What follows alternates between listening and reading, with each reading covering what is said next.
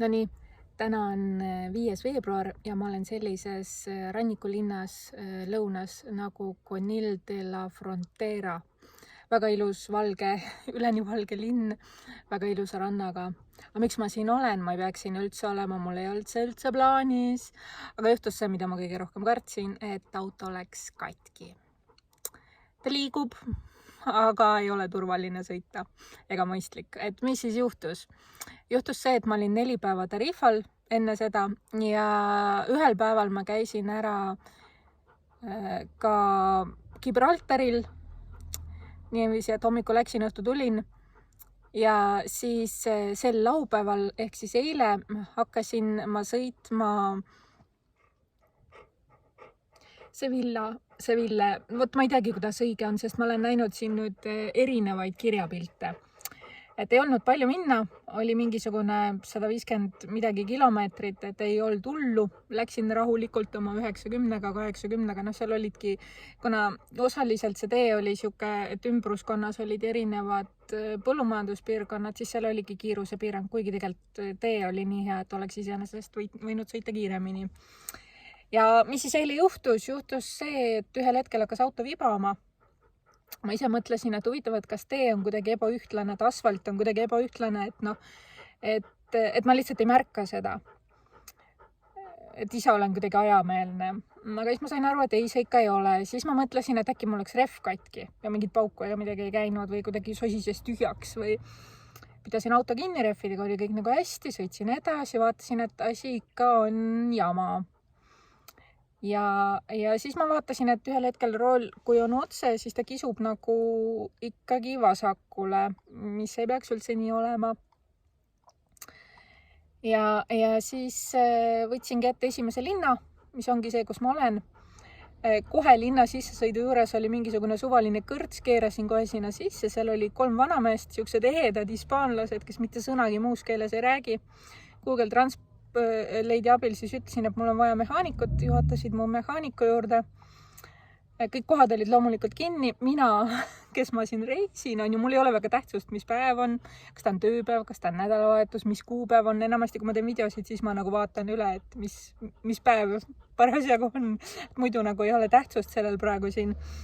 Ja ma üldse ei jaganud ära, et on nädalavahetus. Ja siis ma ei saanud üldse aru, et kurat, miks kõik on kinni. Aga Renault esindus oli lahti. Ainukene asi, mis seal oli lahti, et seal oli igasuguseid neid parandusi. Oma 4-5 tükki oli seal piirkonnas. Ja läksin siis Renault'sse. Seal ka mitte keegi ei rääkinud inglise keelt, jälle Google Translate.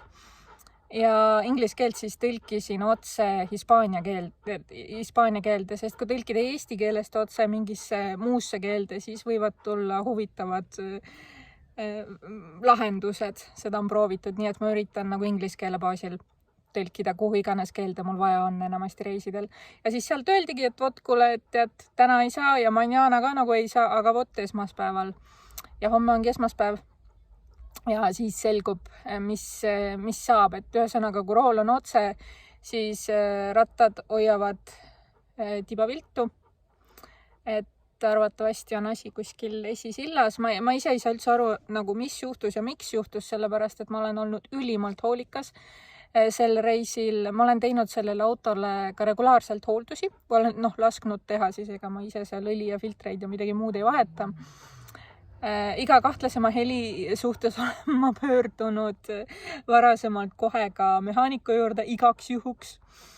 Et jah, et nüüd siis on nii ja mul ei ole üldse aimugi, mis juhtus ja miks juhtus. Et võib-olla seal siis lihtsalt kulus midagi ära, et auto on ikkagi aastast 2005 ja meil on 2023, et kõike võib juhtuda.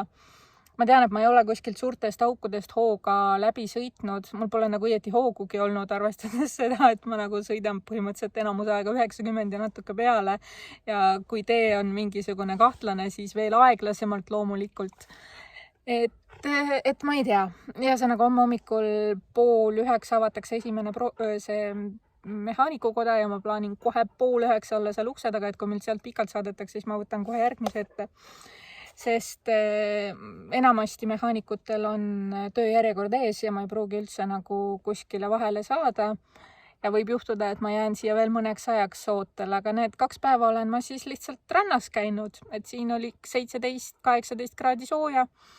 Oli väga mõnus, sest ega see paanitsemine ja muretsemine ka midagi ei anna, sest ma ei saa nagu mitte midagi ise teha. Minu mõistus peale ei hakka, mis autol viga on, et siin on vaja ikkagi mehaanikut ja mehaanik enne ei tule kui esmaspäeval.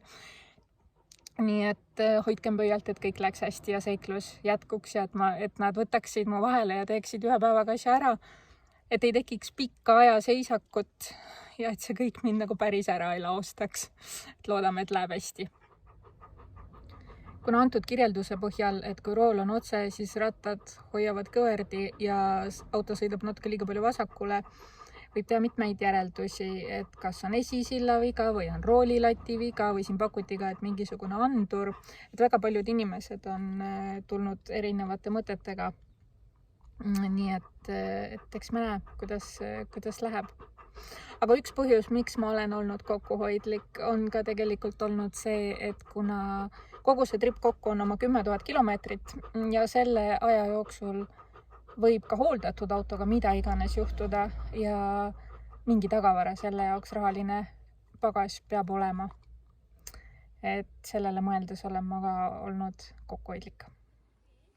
Eile sõitsin ma remonditöökodade juurest circa 2,5 kilomeetrit siis ranna poole ja nüüd ma siin olen ühes ja samas kohas parkinud ja siis maganud ka nii-öelda autos tänaval.